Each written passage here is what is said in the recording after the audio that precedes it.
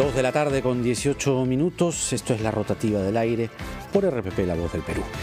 Toca a esta hora el comentario económico de Omar Mariluz, que nos habla de las MIPES y sobre todo las MIPES en las regiones que, de acuerdo a lo que nos va a contar Omar, van a tener una mayor participación en créditos de la fase 2 de la reactivación económica. La gran pregunta, Omar, es si se logrará recuperar estos 500.000 empleos de los que se habla. Adelante, buenas tardes.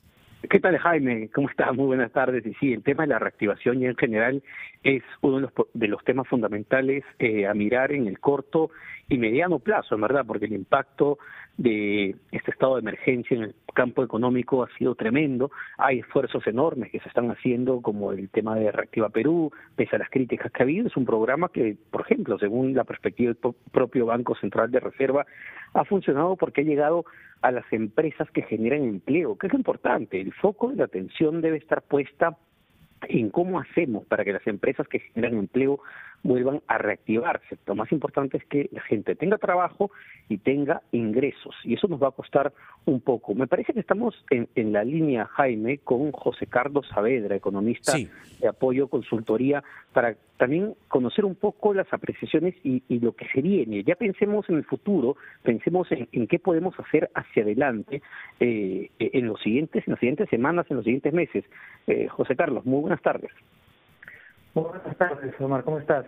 ¿Qué tal? Hola, ¿qué tal, José Carlos? Adelante, Omar. ¿Cómo ves el tema de la reactivación? ¿Qué expectativas tenemos hacia adelante? Sabemos que el diagnóstico es sumamente duro, las cifras de proyección son complicadas, qué duda cabe, pero ¿cómo ves los planes del gobierno en cuanto a la reactivación? Sí, gracias por la pregunta. Efectivamente, me parece que lo mencionaste hace un momento, el daño sobre la economía ha sido bastante duro. La caída del PBI de hace 2 meses ha sido muy fuerte, pero como bien mencionas, eso ha sido algo que ha sucedido hace 2 meses.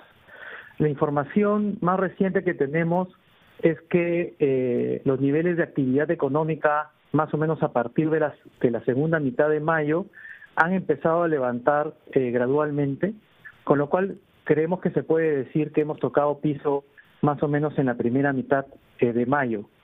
¿Qué indicadores sugieren esta ligera o gradual recuperación de los niveles de producción en la economía peruana? Uno bastante importante, bastante ilustrativo, son la demanda de electricidad, que es un buen indicador de lo que pasa en la actividad económica. Otros son los despachos de cemento, que da cuenta del reinicio de operaciones de la industria. Y también indicadores algo más basados en encuestas, que son, por ejemplo, la encuesta del BCR a empresa, donde que da cuenta que órdenes de compra han empezado a mejorar un poquito respecto a lo que veíamos antes. Ahora, dicho eso, lo que viene hacia adelante es un reto enorme de acelerar la recuperación de los niveles de producción para los siguientes meses. Y es un reto enorme porque depende de muchos factores, depende de contener la expansión del virus, que todavía no está claro que se haya contenido, depende de lo que pase en el ámbito político, donde hay mucho ruido, hay mucha incertidumbre debido a muy malas medidas que empiezan a salir desde el Congreso, y también depende de la capacidad del gobierno de implementar medidas de reactivación económicas potentes hacia adelante, ¿no? Entonces, de acá hacia adelante tenemos el reto enorme de acelerar esa recuperación de la economía, y para eso es clave, por ejemplo, lo están mencionando antes de yo participar en la conversación, Reactiva 2. Reactiva 2 es fundamental para que esa recuperación se dé. Más gasto público también es fundamental apoyarse, que el Estado se apoye en el gasto privado, porque el gasto privado es mucho más grande que el gasto público. No hay recuperación posible si el gasto privado no acompaña. Ahí el descargue de proyectos de infraestructura es fundamental. Ojalá el descargue de algunos proyectos mineros. Es decir, en la coyuntura actual donde muy poca gente quiere gastar, hay un grupo de proyectos que están pendientes de avanzar, y es fundamental destrabarlos, ¿no? José Carlos, pregunta, me parece. Sí. A ver, a mí me salta una duda recurrente que creo que es la duda de expertos como tú. Si bien es cierto, está sobre el tablero este desafío, más empleos, las cifras menos magras en los últimos reportes, ¿qué hacemos con la demanda? ¿Cómo se estimula la demanda? Porque allí creo también está la clave. Tienes toda la razón. Digamos, estamos entrando en una segunda etapa de esta crisis que como tú bien mencionas, depende más de la demanda que de las restricciones de oferta. La primera etapa de la crisis era poner en pausa la economía para poder contener la expansión del virus, y ahora que se empieza a abrir la economía, lo que va a ser la principal restricción es cuántas las empresas van a querer invertir, cuántas las personas y las familias van a querer gastar, y cuánto el Estado va a poder compensar la menor demanda privada con gasto público. En lo último que he mencionado de gasto público, es fundamental que el gobierno implemente medidas de gasto en aquellos aspectos donde la ejecución es elevada. A mí me preocupa un poco que se haya apoyado mucho en gobiernos locales y regionales, aunque una buena noticia es que se haya apoyado en gasto de mantenimiento. Una repregunta ahí ya para darle el pase a Omar. ¿El gobierno debería entregar otro bono? Ayer el presidente se plantó y dijo, por si acaso hemos entregado a más de 5 millones de hogares, ¿no? No me digan de que no se ha entregado el bono, ¿no? Entonces, a partir de esa fórmula y entendiendo que hay mucha gente que está camino o ya en la pobreza, Colombia, entiendo, ha tomado medidas al respecto. Nosotros deberíamos hacer lo mismo, es decir, otros 760 soles, porque 760 el cálculo es un mes, y ya van como 3, ¿no? ¿Qué opinas? Sí, ahí también estoy de acuerdo contigo. Creo que la respuesta rápida es que corresponde un bono adicional. La discusión puede estar si es que es un bono universal o a los 6,5 millones o a 5 millones, etcétera. Eso es una discusión ya de diseño y política, pero como tú bien mencionas, en una cuarentena que ha durado mucho más tiempo, el bono inicial ha quedado corto. Y la verdad es que la información disponible que tenemos, déjame contarte esto que me parece bien importante, es que los ingresos de la familia se han visto fuertemente afectadas. La información del INEI sugiere que cuando tú sumas los gastos o los ingresos, de todas las familias, de los trabajadores, ha caído 50%. Wow. Es una caída muy fuerte. Brutal. Sin embargo, vemos diferencias bien importantes según nivel socioeconómico. Esa caída de 50% es, entre comillas, solo una caída de 15% cuando analizan la caída de ingresos de trabajadores formales. Eso quiere decir que el golpe ha sido mucho más fuerte para los trabajadores informales, que son los de menores ingresos. Y más aún, esa caída solamente es de 7% para los trabajadores formales con ingresos mayores a 2.000 soles. Wow, mira esa diferencia, ¿no? Omar tenía menos 50 por un lado y menos 7% por otro lado. Entonces hay un tema de desigualdad acá que se está agravando, y eso creo que justifica un bono adicional. Bien, Omar, y ahí adelante. Un dato relevante, Jaime, lo ha mencionado hoy día justamente la ministra de Economía, María Antonieta Alba, en un evento que organizó Bloomberg sobre la posibilidad, el gobierno se está evaluando la entrega de un bono, pero ya mucho más focalizado a los trabajadores o a las cabezas de familia que no van a poder volver a laborar, porque entendemos que en esta etapa han vuelto ya varias empresas, pero no necesariamente todos los trabajadores van a poder volver a sus centros de labores o volver a reengancharse al mercado laboral. Entonces sí se está evaluando, entiendo, desde el Ejecutivo un nuevo bono. Y yo le quería preguntar ahí sobre el tema político que lo mencionabas, el factor Congreso de la República, que está muy activo en la discusión de normas sin sustento técnico, lamentablemente. ¿Cuánto puede jugar en contra el factor Congreso de la República? Muchísimo. Lo que, como mencionaba anteriormente, lo que toca ahora es un trabajo de reconstrucción de la economía nacional, y en ese trabajo de reconstrucción tienen que estar todos los motores prendidos, y el motor de la inversión y de la contratación de empleo formal tiene que estar ahí. Si no hay motor del sector privado y en particular de las empresas grandes, inversión y contratación, no vamos a tener una recuperación rápida y no vamos a llegar a los niveles de ingreso que teníamos pre-crisis. Para eso es fundamental, para que una empresa se anime a invertir y a contratar, tener reglas de juego claras y tener certidumbre acerca del camino, del marco institucional que va a tener al frente. Y yo creo que ahí el Congreso está haciendo un daño muy grande en este aspecto. Creo que podríamos salir de alguna manera tarde o temprano del problema del COVID, pero si destruimos el marco institucional y generamos incertidumbre para los negocios de cualquier tamaño, no vamos a recuperarnos rápidamente. José Carlos, permítenos una brevísima pausa. Todavía tenemos más tiempo para conversar. Omar también tiene algunas consultas, yo también unas tantas. Así que regresamos en unos instantes para hablar de, la economía, las MIPES. Las MIPES son mayoritarias, claves, ¿no? Regresamos.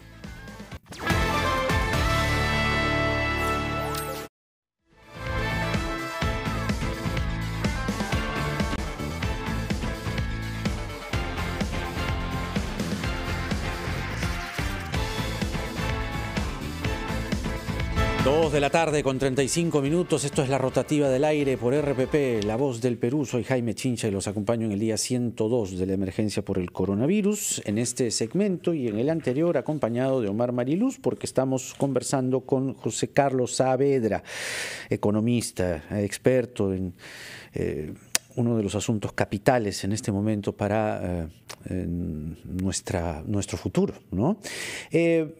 ¿Crees que hay manera, José Carlos, no sé, esta pregunta puede sonar ingenua, pero ¿hay manera de poder revertir esa proyección que no nos deja dormir del Banco Mundial de menos 12%? ¿Hay sectores que pueden palanquear hacia abajo ese número y, digamos, tener un menor decrecimiento? Porque, digamos, el decrecimiento parece ser inevitable, pero ¿podrías tú, considerar, analizando cada sector, ¿no? O qué sector puede, digamos, tener un repunte, o te reafirmas en que te alineas con el Banco Mundial de que son menos 12 de todas maneras?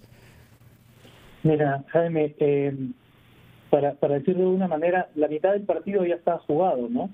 Estamos en mitad de año y nuestra estimación es que entre enero y junio el producto, la actividad económica o el PBI ha caído 15% en comparación con la primera mitad del año pasado. Ya estás 15% abajo y por más que los niveles de producción empiecen a aumentar hacia adelante, son niveles que están por debajo de los observados del año pasado también. Entonces, con 15% abajo en la primera mitad del partido, lo único que tenemos hacia adelante es tratar de acelerar lo máximo posible la recuperación de los niveles de producción, pero una caída este año es inevitable. En apoyo de consultoría tenemos una proyección de menos 14%, así que el menos 12% del Banco Mundial nos parece bastante razonable y ojalá que sea así, pero no deberíamos tirar la toalla en cuanto a nuestros esfuerzos para reactivar la economía y tener un resultado mejor. Eso es fundamental para que el daño sobre la economía de las familias sea menor y el daño sobre las empresas también, ¿no? Y hacia adelante es fundamental, como mencionaba anteriormente, que ahora nos concentremos en un paquete de reactivación que tiene diferentes pilares, ¿no? Uno de ellos es el de la reapertura ordenada, cuidando la salud de la población, pero una reapertura lo menos burocrática posible. Eso es fundamental para ya destrabar todos los temas de oferta. Es fundamental acompañar esa reapertura con medidas de gasto, como tú lo mencionaste, gasto que destape gasto privado y gasto público. Allí el bono, como tú mencionaste, es importante, el gasto en mantenimiento, empleo temporal, extraer infraestructura, etcétera. Pero también es importante tener una serie de medidas que busquen evitar los daños permanentes a la capacidad productiva. Y esos daños permanentes, que suena algo bien etéreo, bien concreto, es evitar el número de quiebras y evitar la destrucción masiva de empleo formal. Porque si hay quiebras y hay destrucción masiva de empleo formal, la capacidad productiva se ve afectada y eso hace, y la experiencia de otros países es bastante clara, eso hace que la recuperación sea más lenta. Entonces, claro, hay que tomar en cuenta que la crisis todavía no ha pasado, que el control del virus todavía no es claro, que hay mucho riesgo en el camino y es fundamental tener medidas también de soporte para evitar la destrucción de la capacidad productiva. Por ejemplo, hay medidas como subsidio a la planilla, es algo que debería ponerse sobre la mesa nuevamente. El Reactiva 2, como ya lo dijimos, es fundamental. Justo ahí, José Carlos, te quería consultar sobre justo ese punto, ¿no? Que busca evitar el quiebre de más empresas en el país. Y Reactiva 2, ¿qué criterios se deberían contemplar una vez que se lance esta segunda parte para incluir a un mayor número de empresas? Y no sé si tú compartes la crítica que ha estado en los últimos días sobre Reactiva 1, que no ha llegado a las pequeñas, a las microempresas. ¿Cuál es tu análisis al respecto y sobre todo cómo podemos mejorar esta herramienta? Para responderte directamente, yo no comparto buena parte de las críticas. Sí creo que hubo demoras, creo que se pudo hacer un poco más rápido, pero creo que parte de las críticas, y ahí te doy mi opinión, es que se apoyan en una mala concepción del objetivo del instrumento. El programa Reactiva, a veces parece que muchas personas lo interpretan como un programa de inclusión financiera de las MIPES, y no es así. El programa Reactiva es un objetivo y un instrumento, y el objetivo es inyectar liquidez a las empresas que están pasando por un periodo sin ingresos, inyectar liquidez barata para que pueda cubrir con sus obligaciones y evitar que se rompa la cadena de pagos. Ese es el objetivo central. Medirlo con otros criterios me parece un error. Y cuando uno analiza ese objetivo, me parece que ha tenido éxito. Y te digo 3 indicadores que me hacen pensar que ha tenido éxito. El primero es que en la coyuntura actual, de caída del PBI de 40%, empresas sin ingresos, lo que tú hubieses visto en condiciones normales es un desplome del crédito, ¿no? Un banco no presta a una empresa que no tiene ingresos y que su riesgo ha subido enormemente. Y eso no ha pasado. El flujo de crédito no se ha cortado. Eso me hace pensar que el dinero ha fluido en la economía. Lo segundo es que a pesar del enorme riesgo que ahora tienen las empresas, porque hay mucha incertidumbre y no generan ingresos, la tasa de interés que sube con el riesgo más bien ha bajado y está en niveles mínimos históricos, tanto para MIPES como para empresas grandes. Y lo tercero es que si es que ese es el concepto del programa Reactiva, de permitir que las empresas cumplan con sus obligaciones, es absolutamente natural que las empresas más grandes reciban un monto mayor, porque sus obligaciones son mucho mayores en monto que las empresas más pequeñas. Es más, si tú ves la distribución del crédito Reactiva por tamaño de empresa o por sector económico, la distribución del crédito Reactiva es un calco idéntico a la distribución del crédito del sistema financiero.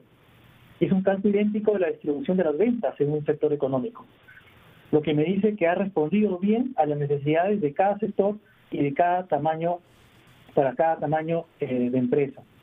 Es más, de hecho, por ejemplo, ¿no? Usualmente en el sistema financiero 20% del crédito va usualmente a las MIPES, 20% del crédito del Reactiva ha ido a las MIPES. Algo que podría mejorar, y me parece que va a mejorar en el caso de las MIPES ahora, es que nuevamente se pensó quizás para una cuarentena que duraba menos, ¿no? Con un mes de ventas, y ya con mencionaste 100 días, queda corto. Por eso es que eso se justifica y es urgente en realidad ampliar el programa para que haga buena conversa con una cuarentena que dura más. Pero esa es mi opinión sobre el tema Reactiva. Ajá. Omar, creo que una última consulta chiquita nada más para acabar ese tema de la reactivación. El otro pilar, Arranca Perú, ¿no? Que tiene que ver con ejecución, inyección de dinero para obras de infraestructura. José Carlos, ahí bien, en el diseño perfecto, pero la gran limitante sigue siendo la capacidad de gestión. Sí. Nuevamente estoy de acuerdo con ustedes en ese punto. El diseño está bueno, de alguna manera incorpora las dificultades de ejecución, en el sentido que se apoya más en aquellos rubros en los que se gasta más rápidamente, que es mantenimiento, por ejemplo, pero también se apoya mucho en los gobiernos locales y regionales que no invierten que no gastan muy bien. Ese es un punto de riesgo que preocupa un poco. Otro punto de riesgo no menor es el de la situación actual en la cual muchos funcionarios del Estado tienen temor a firmar por las arbitrariedades de la Contraloría. La Contraloría opina sobre cosas que no debería opinar y el riesgo para quien firma es enorme. Y ahí creo que a muchas personas que estamos afuera del Estado nos falta empatía con el funcionario público, porque nosotros no firmamos y pedimos que salga todo rápido, pero realmente el riesgo que asume debido a las arbitrariedades de la Contraloría un funcionario público por firmar algo es enorme. Y creo que eso es algo que puede ser una limitación muy importante a la reactivación económica, ¿no? Porque en este proceso va a haber muchas firmas que hacer y si la Contraloría pone un riesgo muy elevado, eso no va a pasar, ¿no? Tremendos desafíos que tenemos al frente, ¿no? Porque una reactivación tiene que ser ágil, tiene que ser eficiente y creo que en esta parte final José Carlos, has dado en un punto clave, ¿no? Los funcionarios andan más bien en grueso, digo, temerosos de comprarse un pleito, poner su firma en una contratación, en algo que implica inversión pública, porque evidentemente tienen ahí el temor de entrar a un proceso, ¿no? Muchas gracias por esta conversación, por este análisis, José Carlos Saavedra, economista, con nosotros, y también las gracias a Omar Mariluz por su participación aquí en la rotativa del aire. La pausa.